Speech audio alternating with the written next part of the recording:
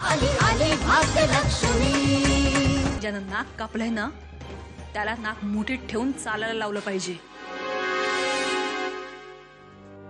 हा बाप्पाजी माझ्या पोटच्या पोराला फितवून राजकारण खेळतोय काय?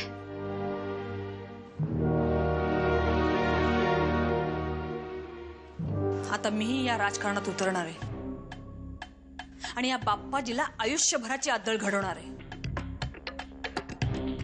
गावात भावीण आणून त्याने गावासमोर तुम्हाला मान खाली घालायला लावली ना। आता बघा मी काय करते ते। काय करणार आहेस तू? बोलणार नाहीये मी, करून दाखवणार आहे। तुम्ही गुरवकडे जा आणि त्यांना सांगा गावातल्या भिराईच्या देवळात आम्हाला मोठी पूजा घालायची। काल रात्री देवी माझ्या स्वप्नात आली होती। ती म्हणाली डोंगरातल्या स्थानावर माझी पूजा घातलीस, आता घरात सुख नांदण्यासाठी गावातल्या देवळातही पूजा घाल। संजय भाऊजींच्या अशा वागण्यातून आई त्यांचा फक्त वापरच करून घेतात असं मला वाटतंय, कारण हा इतका अचानक बदल शक्यच नाही। अगं सगळं कळतंय ग मला, पण मी यांना कसं थांबवू? नात्याची ओढ ठाऊक आहे यांना। सरिता, आता मलाच काहीतरी केलं पाहिजे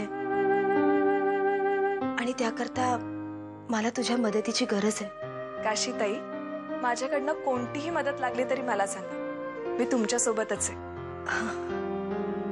अगं ते काय ना की हे जेव्हा आरडाओरडा करायचे ना तेव्हा आई त्यांना दुधामध्ये घालून एक औषध द्यायचे, त्यामुळे ते शांत व्हायचे।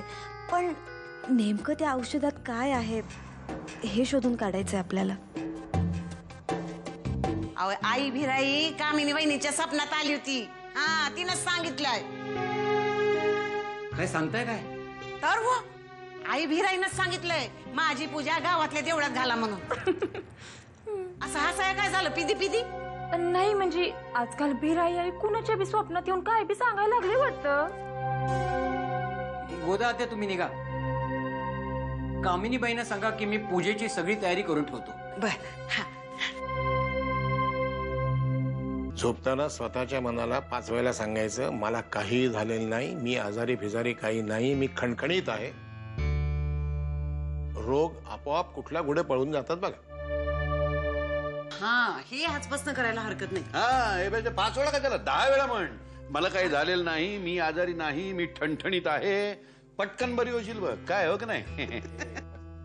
तुम्ही करा माझी चेष्टा, पण मी खरंच सांगतो, गंभीरपणे सांगतो की अमेलो कोयो नावाचा एक फादर होऊन गेला। त्यांनी ह्या विचार पद्धतीने जगातल्या असंख्य लोकांना या पॉझिटिव्ह थिंकिंगनी बरं केलेलं आहे।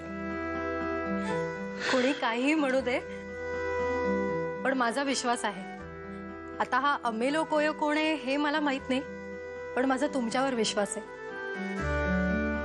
दिलीप काका, तुम्ही म्हणताय तसा प्रयत्न मी नक्की करेन। काशी, आपल्या नवऱ्याला नाही ओळखलंस? नाही।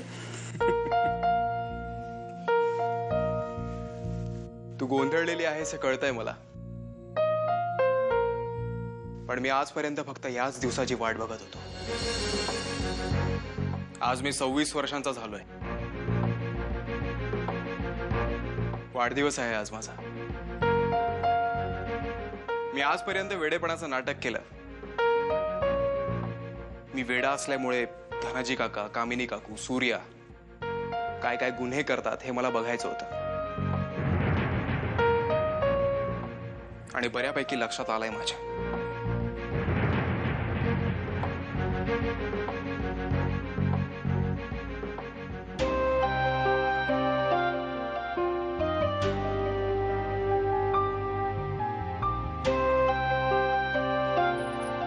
सगळी सूत्र आता मी आपल्या हातात घेणार आहे,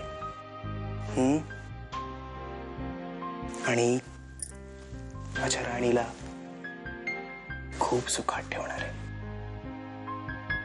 अगदी सुखात।